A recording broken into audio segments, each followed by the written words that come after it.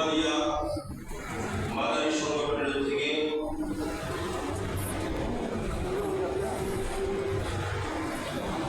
Anwara কুমারিয়াস্থ